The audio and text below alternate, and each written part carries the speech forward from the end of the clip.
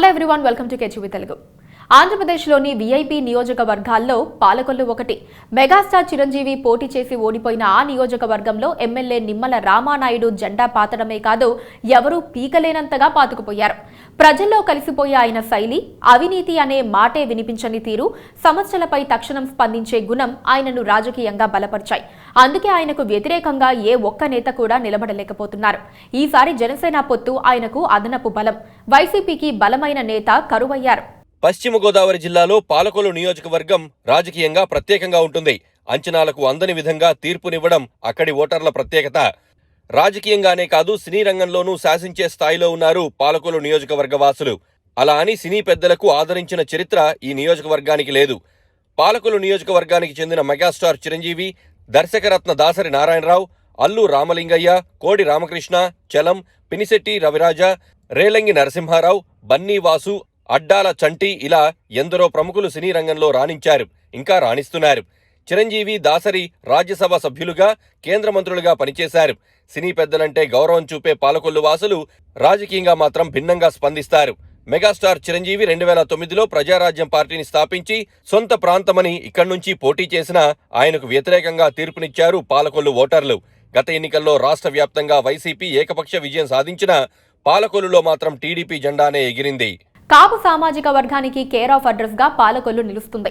ఈ నియోజకవర్గంలో పార్టీ ప్రభావం కంటే అభ్యర్థుల బలాబలాలే ఎక్కువగా గెలుపును నిర్దేశిస్తున్నాయి. 2014లో ఎమ్మెల్యేగా గెలిచిన రామానాయుడు వ్యక్తిగతంగా కష్టించి పనిచేయటంతోనే 2019లో వైసీపీ హవాలోనూ గెలవగలిగారు. 2024లో కూడా మళ్లీ గెలుస్తామని ధీమా ప్రదర్శిస్తోంది టీడీపీ. నియోజకవర్గంలో గతంలో చేసిన అభివృద్ధే తనకు శ్రీరామ రక్ష అంటున్నారు ఎమ్మెల్యే రామానాయుడు.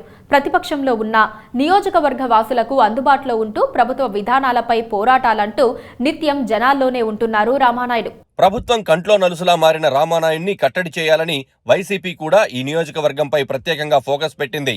గత 2 సార్లు తమకు అందని విజయాన్ని ఈసారి రామానాయుడిని ఓడించడం ద్వారా అందుకోవాలని చూస్తోంది ఈ ఫ్యాన్ పార్టీ. సంక్షేమ పథకాలతో విజయం సాధిస్తామని చెబుతోంది. నియోజకవర్గంలో వైసీపీకి గట్టి క్యాడర్ ఉంది. చాలా మంది నాయకులు టికెట్ ఆశిస్తున్నా ప్రస్తుతం ఎమ్మెల్సీ కావూరు శ్రీనివాస్ జోరుగా తిరుగుతున్నారు. నియోజకవర్గ ఇన్ఛార్జిగా ఉన్న శ్రీనివాస్ జెడ్పీ చైర్మన్ గాను పనిచేశారు.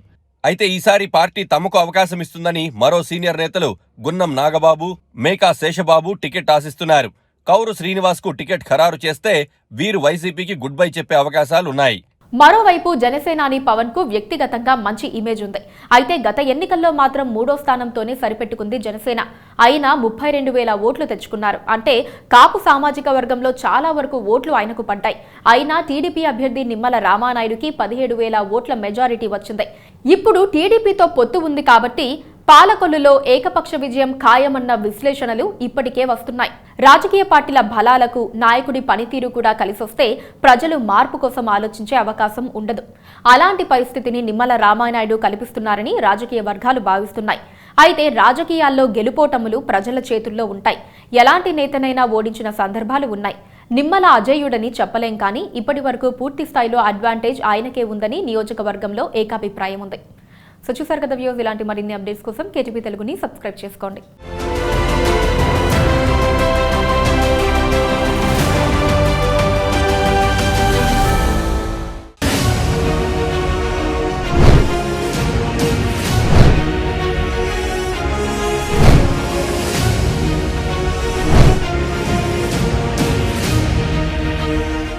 Please do subscribe to Please do subscribe to Please do subscribe to Please do subscribe to Please do subscribe to Please do subscribe to KTV Telugu.